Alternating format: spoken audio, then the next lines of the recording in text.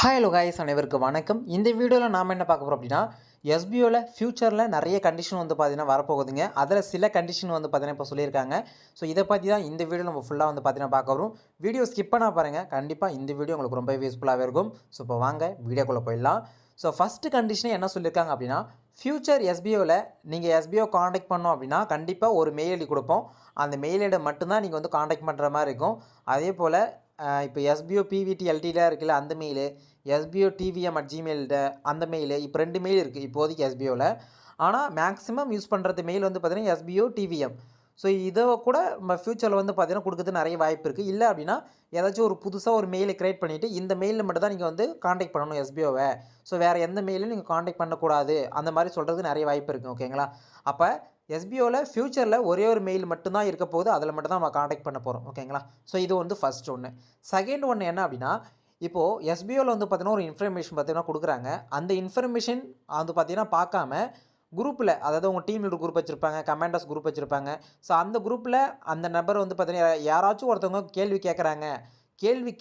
அந்த கேள்விக்கான answer notice போல் இருக்குது. இருந்தாலுமே அவங்க கேள்வி கேட்குறாங்க அப்படின்னா, ஸோ அந்த குரூப்பில் யாருமே ஆன்சர் வந்து பண்ணக்கூடாதுங்க. சப்போஸ் பண்ணோம் அப்படின்னா, ஸோ அந்த குரூப்புடைய அட்மினுடைய ஐடி வந்து பார்த்தீங்கன்னா முடக்கப்படும். அப்புறம் அந்த பெரிய விஷயத்தையும் பார்த்தீங்கன்னா சொல்லியிருக்காங்க.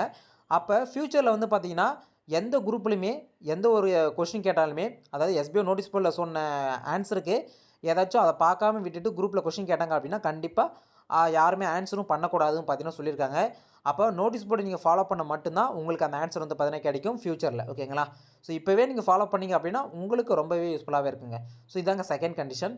தேர்ட் ஒன் என்னன்னு சொல்லியிருக்காங்க அப்படின்னா, ஃப்யூச்சர் எஸ்பிஓவில் இது நம்மளுக்கு சந்தோஷமான செய்தி தான்.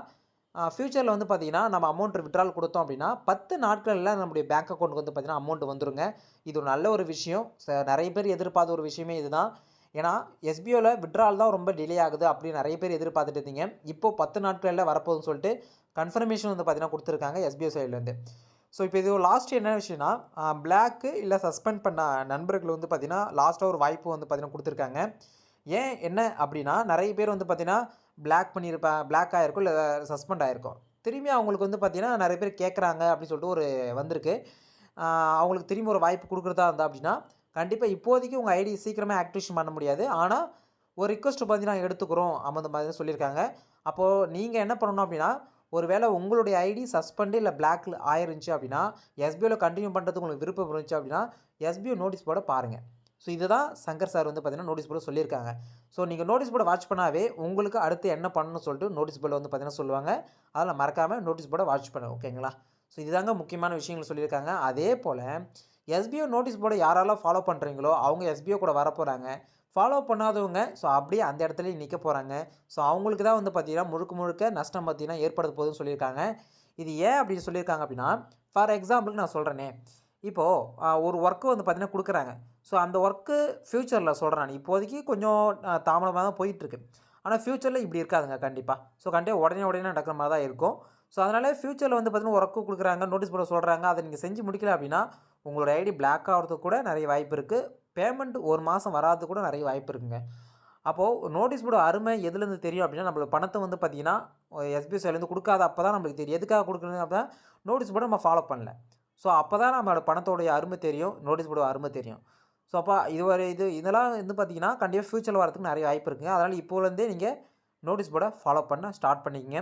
அதே போல் விட்ரால் ரிக்வெஸ்ட் வந்து பார்த்தீங்கன்னா நிறைய நண்பர்கள் வந்து பார்த்தீங்கன்னா கொடுத்துட்ருக்கீங்க. ஸோ எல்லாமே கொடுத்துருங்க. மேபி எக்ஸ்டெண்ட் ஆகலான்னு சொல்லியிருக்காங்க. எதுக்காக அப்படின்னா, இந்த பிளாக் சஸ்பெண்ட் இருக்காங்க இல்லையா, ஸோ அவங்களுக்காக இன்னும் கொஞ்சம் நேரம் வந்து பார்த்தீங்கன்னா எக்ஸ்பெண்ட் பண்ணலாம் அப்படின்னு சொல்லியிருக்காங்க. ஸோ வெயிட் பண்ணி பார்க்கலாம். இருந்தாலும் இன்றைக்கி நைட்டுக்குள்ளே எல்லாருமே கொடுத்து முடிச்சிருங்க. அவங்களுக்கு பிளாக் பண்ணவங்களுக்கும் சஸ்பெண்ட் பண்ணவங்களுக்கும் ஏதாச்சும் ஒரு வாய்ப்பு கொடுக்குற மாதிரி சொல்லியிருக்காங்க. ஓகேங்களா? ஸோ இதுதாங்க எஸ்பிஓவில் இருக்க இன்ஃபர்மேஷன். ஸோ அடுத்தடுத்த வீடியோவில் நிறைய இன்ஃபர்மேஷன் உங்களுக்கு ஷேர் பண்ணுறேன். ஸோ வீடியோ பிடிச்சிருந்தா உங்கள் ஃப்ரெண்டு ஃபேமிலிக்கு மறக்காம ஷேர் பண்ணுங்கள். ஸோ அடுத்த வீடியோ சந்திக்கிறேன். அன்பு அண்ட் அஃபிஷியல். தேங்க்ஸ். பாய்.